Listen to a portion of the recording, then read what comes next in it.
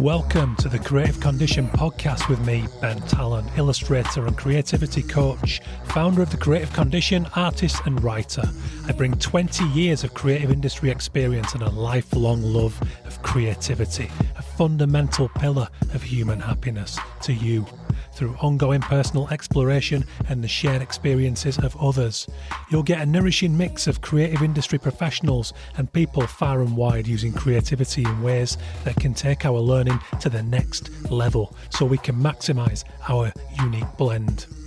The show's been supported from day one by Illustration X, a tremendous illustration agency representing a shining global roster of illustrators and animators over at illustrationx.com.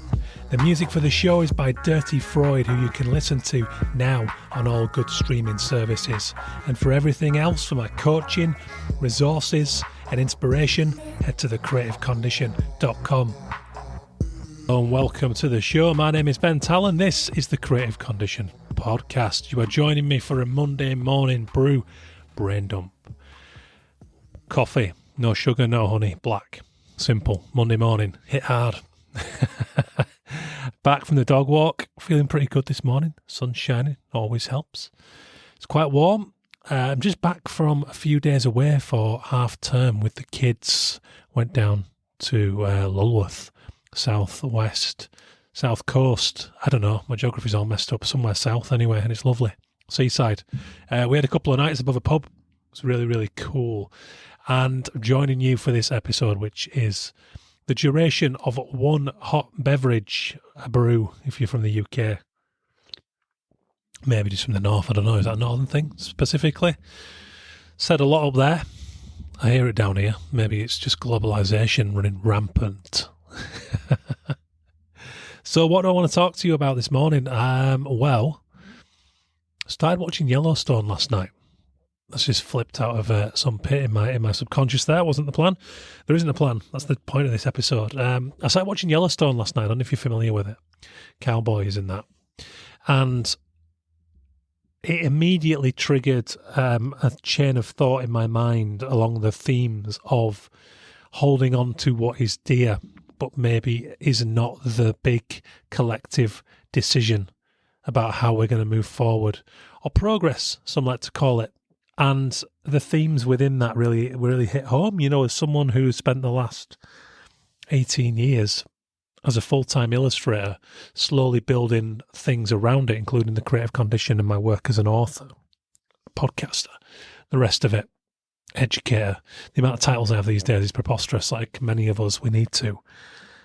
And I saw a post over the weekend, you know, another illustrator lamenting AI generative imagery and the way that's going and the borderline existential threat to the world we knew as illustrators, what we trained for.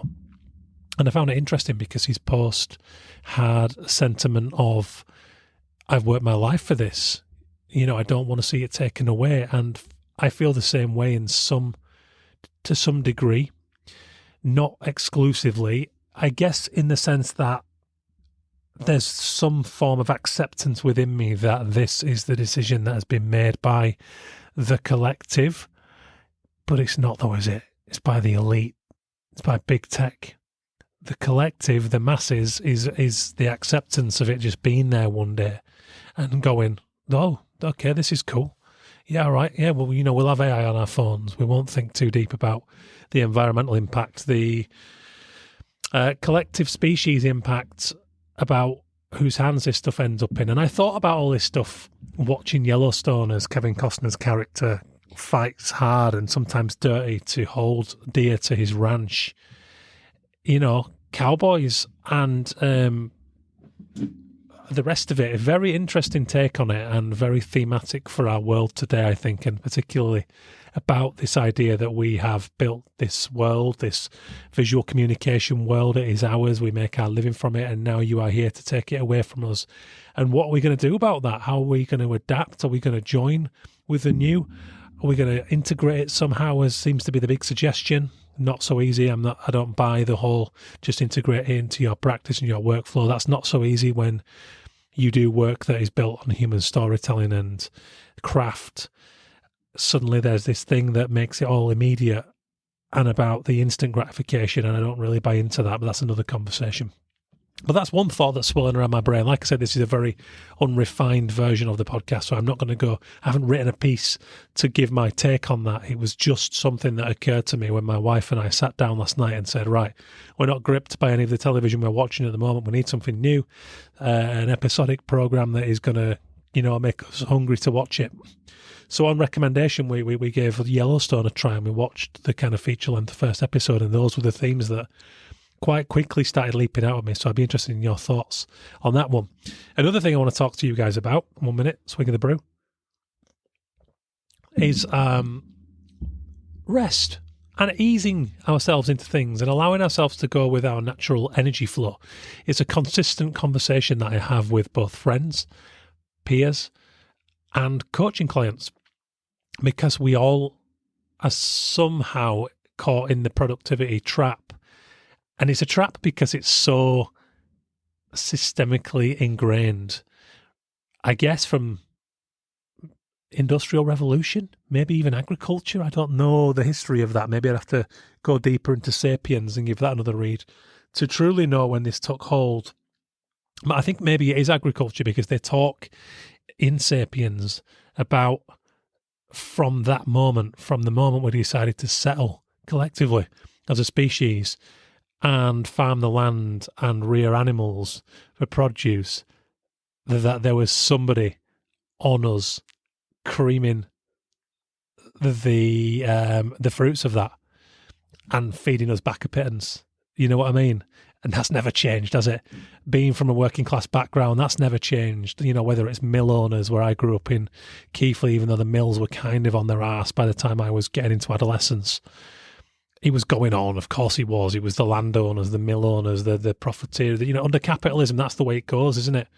And the workers are paid for their time, but it's really under a system that keeps them in their box. And again, these themes coming back to Yellowstone, it's very interesting. But the productivity trap is something I talk about within my Anatomy of Creativity framework, and it's about the need to always be going and going. And I think there's an aspect of that as people who are doing something for a living that we enjoy, that is an extension of ourselves, that being our creativity. There's a gratitude that comes with that, and we fight hard to maintain our living in this realm because we enjoy it, and there's a degree of joy that comes with that. But there is also gratitude, and I think sometimes an undue gratitude, because we are still working. Even though we enjoy what we do, it doesn't mean that we should have to give it away cheaply, or that we should always have to be working, because where that leaves us is burned out and disconnected from the original reasons that we got into doing this and felt magic in the first place. So when we don't take our foot off the gas, we don't tune in wholly to our feelings and listen to those little subconscious cues, those instinctive triggers that lead us down the right path for us, even when it feels scary. When we're just working all the time, we tend to be at the beck and call of our masters, to go back to that. And our masters are wonderful, don't get me wrong, art directors, art editors. I have so many friends and nourishing relationships with those people who have helped me to improve my creativity, to hone my craft, to fulfill myself while sustaining a career that I have control over. But again, the gratitude that comes in for that can be a mistake, because we are still worth our salt. We bring as much value to those relationships as the art director, as the editor, as the publication, as the agency we're working for, whatever the client might be. We are an expert in our field when we bring this craft, if we do it right. And I think the gratitude that we have for it, and leads us to a place where we are always working. We're making money, so it feels good. We see that we are active. We have new projects to share on social media. That gives us a form of external validation. But I think the danger there is that we end up not necessarily stopping and listening and designing our own career. So go back a few episodes to the episode I did on designing a career. That was in response to Simon Dixon, co-founder of Dixon Baxi with Apova Baxi. And Simon talks about how if you don't design the career that you want to live, somebody else will, and it's on their terms. And I guess that's the point. So the reason I bring this up is coming back from holiday. This is a Monday morning, and I sat down, and what I wanted to do was talk to you guys. And my initial gut instinct was like, oh, but you've been off for half a week, and oh my God, there's no active commissions at the moment. You know, shouldn't you be out there chasing? And I almost fell into that trap. I almost sat down and opened LinkedIn, and I like LinkedIn, but again, you have to curate and manage these social media activities. But I thought, no, why can't I sit down and enjoy a coffee? I finished a big project before I left for the holiday. I had a lovely week with my family, regenerated somewhat, allowed my unconscious to come through and solved a few little riddles that were going around in my head through not thinking about them and taking time off. So why would I not ride that wave and just ease myself into Monday morning, given that I don't have any deadlines? That could change this morning. It could change next week. I could be slammed with projects that I have to take on to pay my mortgage. So save the stress and the productivity stuff for when that comes around. And this morning, enjoy another chapter of that book you were reading. Talk to the people who you like talking to on the podcast. Allow yourself to feel good. And as Tyler Schlossberg said a couple of episodes ago, put yourself in a position to become the vessel for your creativity, to get the right ideas, to get the right instinctive triggers, and allow the unconscious to come through. I hope that makes sense. I'd love your thoughts on that and whether you're getting better at rest. I'm 42 now, and maybe it's taken me this long to live enough life to see that actually when I'm always going, I do get burned out and I get overwhelmed as someone who has a very active mind. And I'm a real worker, because when I have passion and when I have motivation, I need passion to have motivation. I'm one of those people. I can't just kind of apply myself without being very passionate about what I'm learning about. But I do have passion for this, and the danger of that is that I go all the time. It's something I'm working on with a number of coaching clients at the moment. Anyway, the brew is coming to a close. It's a nice one, that. How's yours? I hope you'll join me for one. And I'd love your feedback on any of these thoughts. Cheers, guys. Big episode coming this week with Zora Pringle. She's a lead researcher of creativity at Yale University and has written a fantastic book called The Creativity Choice, and we're going to be talking about the themes in that book. So enjoy that. Wednesday, 5 a.m. GMT. Usual time. The show goes out weekly. If you want to support and help the show, the best way you can do it is by telling a friend. If you enjoy it, or you enjoy a particular episode or idea on the show, please go and tell a friend and point them towards it. Second best to that is any kind of rating, review, subscription. Subscription especially helps the numbers. It's good currency. Helps me to attract sponsorship for the show so I can do more marketing and push it and grow the numbers.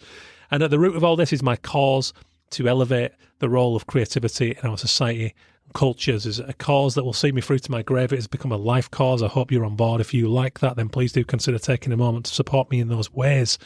If you want to work with me directly, head to thecreativecondition.com, specifically the coaching page, or you can book me for a talk or a live interview. There's also a page for that. Have a little browser on the website. See the cause, feel the energy. If it's something you're on board with, if you feel like you could benefit from my 15 years of conscious learning of creativity, a lifetime of observing and doing it as a coach, then I would love to work with you. There's many, many ways that can happen. I can make it affordable. I can stretch those prices. I can make it accessible to freelancers, agencies, business and corporations alike. Give me a shout.